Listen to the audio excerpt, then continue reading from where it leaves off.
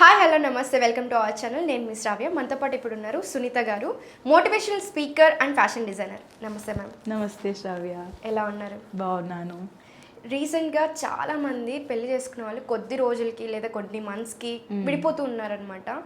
ఎందుకని విడిపోతున్నారు? ఇంతకు ముందు ఉన్నట్లుగా ఎక్కువ కాలం గడపట్లేదు.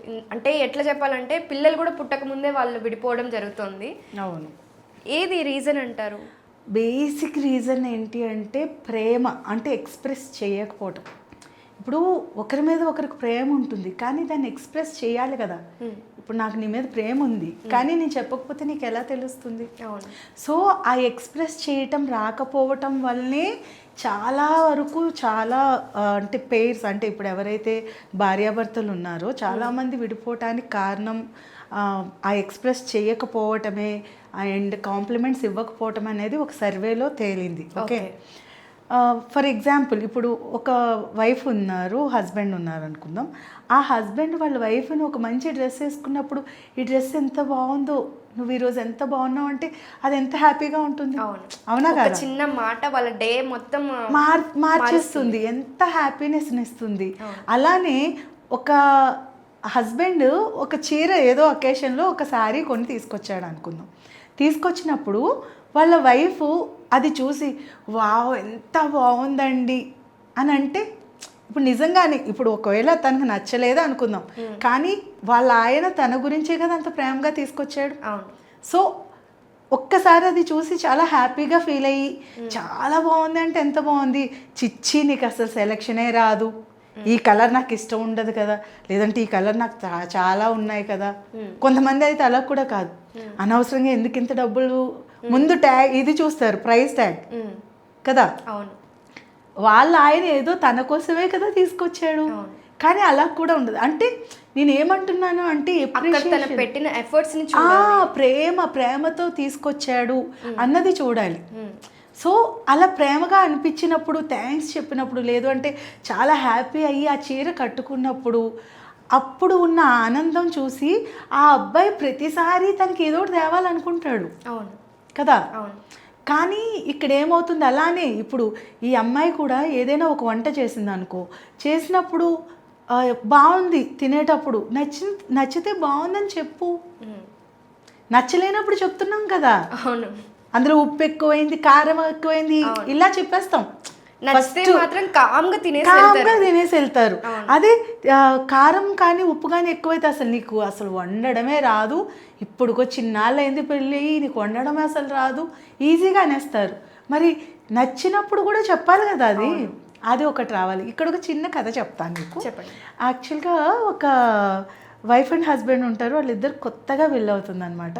పెళ్ళయ్యాక తను బిజినెస్ మ్యాన్ యాక్చువల్గా. ఓకే, ఫ్రీక్వెంట్గా ఏంటి బిజినెస్ టూర్స్ మీద ట్రిప్స్ మీద వెళ్తూ ఉంటాడు. వెళ్ళేటప్పుడు ప్రతిసారి వాళ్ళ వైఫ్కి ఏదో ఒక గిఫ్ట్ తీసుకొస్తూ ఉంటాడు అనమాట. తీసుకొస్తే ఈ అమ్మాయికి కూడా చాలా ఇష్టం, ఏ చిన్న గిఫ్ట్ తీసుకొచ్చినా పొంగిపోతూ ఉంటుంది, చాలా హ్యాపీగా ఫీల్ అయిపోయి అసలు చూసి మురిసిపోతూ వావ్ థ్యాంక్ యూ అండి ఎంత మంచి గిఫ్ట్ తెచ్చారో అంటుంటుంది. ఇప్పుడు అలా అన్నప్పుడు ఏమనిపిస్తుంది హస్బెండ్కి, మళ్ళీ ఇంకోసారి తేవాలే అనిపిస్తుంది కదా. సో అలా ప్రతిసారి వెళ్ళినప్పుడు అంతా గిఫ్ట్స్ తెస్తూనే ఉంటాడనమాట. ఒకరోజు వాళ్ళది ఫస్ట్ యానివర్సరీ వస్తుంది. అప్పుడు ఈ అబ్బాయి అనుకుంటాడు, నేను ఫస్ట్ ఇయర్ కదా, ఫస్ట్ ఇయర్ అంటే ఈ ఫస్ట్ పెళ్లి రోజు మా లైఫ్లో మెమరబుల్ కాబట్టి మా ఆవిడకి గిఫ్ట్ అసలు విపరీతంగా నచ్చాలి, లైఫ్ లాంగ్ గుర్తుండిపోవాలి, అలాంటి గిఫ్ట్ నేను కొనాలి అని చెప్పి ఎయిర్పోర్ట్లో దిగిన వెంటనే ఎయిర్పోర్ట్లో ఉన్న షాప్స్ అన్నీ వెతుకుతూ ఉంటాడనమాట. ఎంత వెతికినా కూడా తనకి అన్నీ ఇచ్చేసాడు. ఈ 1 ఇయర్లో చాలా ట్రిప్స్కి వెళ్ళాడు, అన్నీ ఇచ్చేసాడు. సో ఏం చేయాలి అని ఆలోచిస్తూ ఉంటాడనమాట. ఆలోచిస్తుంటే ఒక కార్నర్లో ఒక షాప్లో ఒక కోడి కనిపిస్తుంది. కోడి ఓకే కనిపిస్తే షాక్ అయ్యి అదేంటి ఎయిర్పోర్ట్లో కోడి యాక్చువల్గా ఎయిర్పోర్ట్లో కోడి అమ్మడం ఏంటి మనం ఎప్పుడు చూడలేదు రైట్. సో ఇదేంటి ఎయిర్పోర్ట్లో కోడి ఉంది అని చెప్పి వింతగా ఉంది అని సరే ఒకసారి వెళ్ళి అడుగుదాం ఏం పోయింది అని చెప్పి వెళ్తాడు. వెళ్ళి ఆ షాప్ కీపర్ని అడుగుతాడు అనమాట, ఈ కోడి ఏంటి ఇక్కడ ఉంది అంటే, సార్ ఈ కోడి మామూలు కోడి కాదు తెలుసా, ఇది 19 భాషలు మాట్లాడగలదు అంటాడు.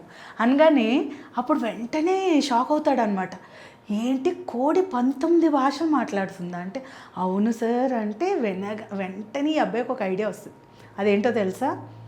కరెక్టే, ఇప్పుడు నేను బిజినెస్ టూర్స్ అని ట్రిప్స్ అని తిరుగుతూనే ఉంటాను, పాపం మా ఆవిడ ఒక్కరిదే ఇంట్లో ఉంటుంది, సో నేను లేనప్పుడు ఈ కోడి పక్కన ఉంటే మా ఆవిడకి మంచి టైంపాస్ అవుతుంది, చక్కగా మాట్లాడుతుంది, ఏం మాట్లాడితే దానికి అది కూడా రిప్లై ఇస్తుంది కదా, ఇది కరెక్ట్ గిఫ్ట్ అని చెప్పి ఎంత అని అడిగితే 3 లక్షలు అని చెప్తాడు. ఓకే, చెప్పినా కూడా ఇంకా వాళ్ళ వైఫ్ మీద ఉన్న ప్రేమతో కొనేస్తాడు. ఓకే, ఓకే, కొనేసి చెప్తాడనమాట, కొంచెం గాలి తగిలేలాగా మంచిగా ప్యాక్ చేసి ఇవ్వండి అంటే మంచిగా గిఫ్ట్ ప్యాకింగ్ చేసేసి పంపిస్తాడు. సో తీసుకొచ్చి డైనింగ్ టేబుల్ మీద పెడతాడు. ఇంటికి వెళ్ళాక పెట్టి ఆల్రెడీ టయర్డ్గా ఉన్నాడు కదా, వెళ్ళి ఫ్రెష్ అయ్యి వస్తానని వెళ్ళిపోతాడు. ఓకే, వెళ్ళగానే రూమ్లోకి వెళ్ళగానే ఈ అమ్మాయికి ఫుల్ క్యూరియస్, ఎగ్జైట్మెంట్, ఎందుకంటే మామూలు టైంలోనే మా ఆయన నాకు సూపర్ గిఫ్ట్స్ తెస్తున్నాడు, సో ఫస్ట్ యానివర్సరీ ఇంకెలాంటి గిఫ్ట్ తీసుకొచ్చాడని మొత్తం వెతుకుతుంది. అక్కడ ఎక్కడ ఏం కనిపించదు, డైనింగ్ టేబుల్ మీద ఒక బాక్స్ కనిపిస్తుంది. ఏంటబ్బా అని చూస్తుంది అనమాట. ఆల్రెడీ ఏం చేశారు షాప్లో, దానికి గాలి తగలాలని ఒక హోల్ పెట్టి కదా అవును తీసుకొచ్చారు. సో ఆ హోల్ నుండి చూస్తే ఒక కోడి కనిపిస్తుంది. ఓకే, ఓకే అంటే మా ఆయన బిర్యానీ ఇష్టం కాబట్టి కోడిని తీసుకొచ్చాడు అని అనుకొని ఏం చేస్తుంది, అయితే ఈరోజు మా వెడ్డింగ్ యానివర్సరీ కదా, తను వచ్చేలోపే నేను మంచిగా బిర్యానీ చేసేస్తాను, చికెన్ బిర్యానీ చేసి సర్ప్రైజ్ ఇస్తానని మంచిగా చేసేస్తాను. అయ్యయ్యో, అయితే ఈ అబ్బాయి మంచిగా ఫ్రెష్ అయ్యి వచ్చి హ్యాపీగా రూమ్ డోర్ ఓపెన్ చేసి బాత్రూమ్ నుండి బయటికి రాగానే, రూమ్లోకి రాగానే గుమ్మగుమ్మలు మంచి వాసన వస్తుంది అనమాట. ఆహా, మా ఆవిడ నా కోసం ఏదో బిర్యానీ చేసింది అని అనుకొని, వావ్ అసలు ఈరోజు యానివర్సరీ కదా అందుకని చేసిందని చక్కగా డోర్ ఓపెన్ చేసుకొని, ఏంటి బిర్యానీ చేసావా అని అంటాడు అనమాట. అంటే అవునవును అని అంటే, ఓకే అదంతా బాగుంటుంది, ఓకే ఇప్పుడు తిని గుర్తొస్తుంది, ఏంటి గిఫ్ట్ ఇవ్వాలి కదా, సరే ఇద్దామని చెప్పి చూస్తాడు డైనింగ్ టేబుల్ మీద, అక్కడే బాక్స్ ఉండదు.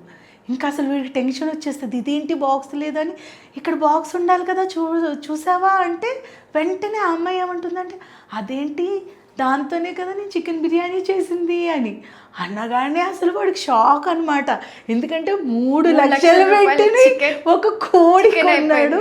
సో అందుకని చెప్పి, అసలు నీకేమైనా బుద్ధి ఉందా, అసలు ఆ కోడి ఎంత అనుకున్నావు, 3 లక్షలు అనగానే ఇంక ఈ అమ్మాయికి కోపం వచ్చేస్తుంది.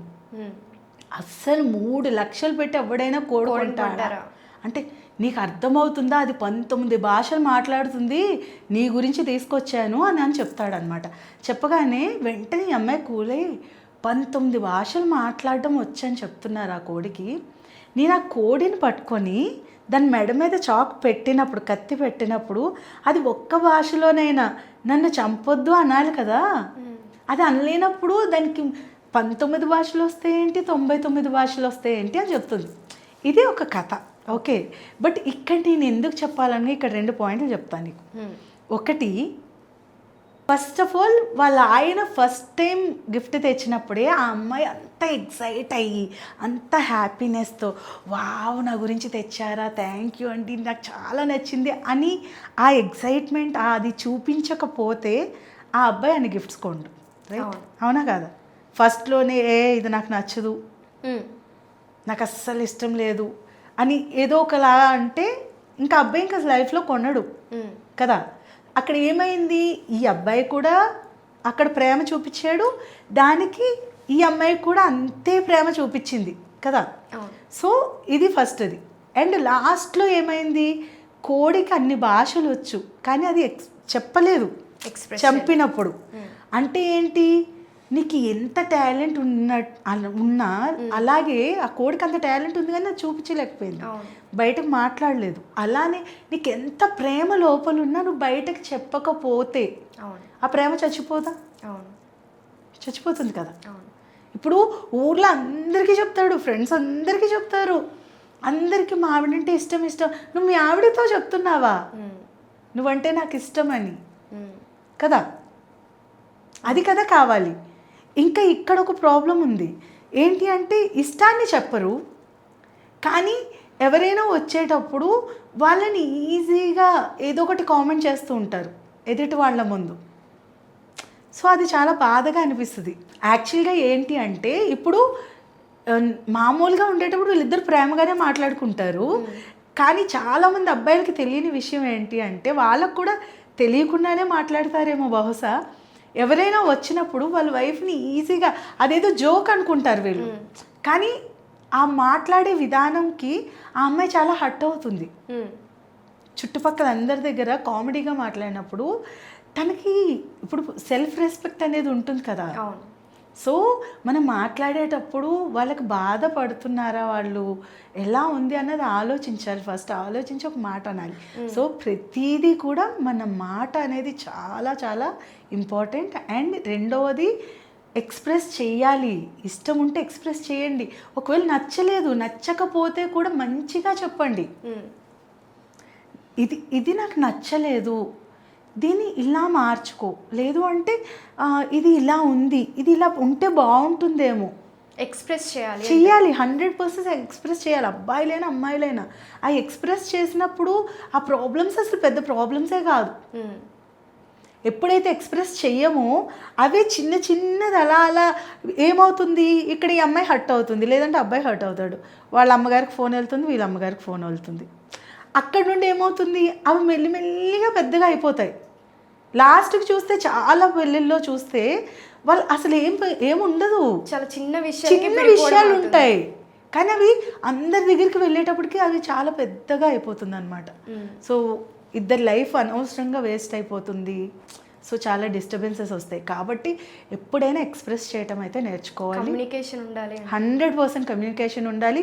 ప్రేమని మాత్రం చెప్పండి. ఇది మేము చాలా క్లాసెస్లో చెప్తూ ఉంటాము, అందరికీ చెప్తూ ఉంటాము. ప్రేమని వ్యక్తం చేయాలి, నచ్చింది చెప్పాలి.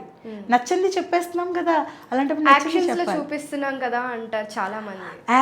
యాక్షన్స్ కంటే ఎక్కువ మాటల్లో చెప్పడం 100% యాక్షన్స్లో చూపిస్తారు చాలామంది, కానీ ఎంతమందికి అర్థమవుతాయి? ఇప్పుడు నేనున్నాను శ్రావ్య, నాకు అనిపిస్తుంది ఇలా నిన్ను చూసి నేను మాట్లాడుతున్నప్పుడు నీతో మాట్లాడుతున్నాను, ఇది అయిపోయాక వెళ్ళిపోతాను. అప్పుడు ఓకే సునీత గారికి నేనంటే ఇష్టమా ఇష్టం లేదా? ఇప్పుడు నేను వచ్చినప్పుడు హగ్ చేసుకుంటాను, హాయ్ అని అలా వెళ్తాను, ఓకే. కానీ నేను వెళ్ళేటప్పుడు నువ్వు చాలా బాగా యాంకరింగ్ చేస్తావు, నువ్వు ఎంత హార్ట్ఫుల్గా నవ్వుతావో, మంచిదానివి అని వెళ్ళాను అనుకో, అప్పుడు చాలామంది వస్తారు. రోజుకి ఎంతోమంది ఇంటర్వ్యూస్ అవుతూ ఉంటాయి కదా, మాలాంటి వాళ్ళు చాలామంది వస్తారు. కానీ నీకు అప్పుడు ఎవరు గుర్తుంటారు? మీరు ఎక్స్ప్రెస్ చేసిన అలా ఎక్స్ప్రెస్ చేసిన వాళ్ళే గుర్తుంటారు, ప్రేమగా మాట్లాడిన వాళ్ళే గుర్తుంటారు. అవునా కాదా? అందరూ షేక్ హ్యాండ్ ఇస్తారు, అందరితో మాట్లాడతాం, కానీ ఎవరైతే ప్రేమగా మాట్లాడతారో వాళ్ళే గుర్తుంటారు. Okay ma'am. కాబట్టి కంపల్సరీ ఎంత యాక్షన్స్ ఉన్నా, ఎంత కేరింగ్ ఉన్నా మనం ఎక్స్ప్రెస్ చేయటం అనేది చాలా చాలా ఇంపార్టెంట్. అది ఈ రోజుల్లో ఇంకా ఎక్కువ ఇంపార్టెంట్. Okay ma'am. ఒకవేళ మనం ఆ ప్రేమను కానీ వ్యక్తం చేయలేదా, ఎదుటి వాళ్ళు వచ్చి వాళ్ళు కొంచెం ప్రేమ చూపించినా వీళ్ళకి వాళ్ళే ఇంపార్టెంట్ అనిపిస్తుంది. సో ఆ ఛాన్స్ ఎప్పుడు మనం ఇవ్వకూడదు.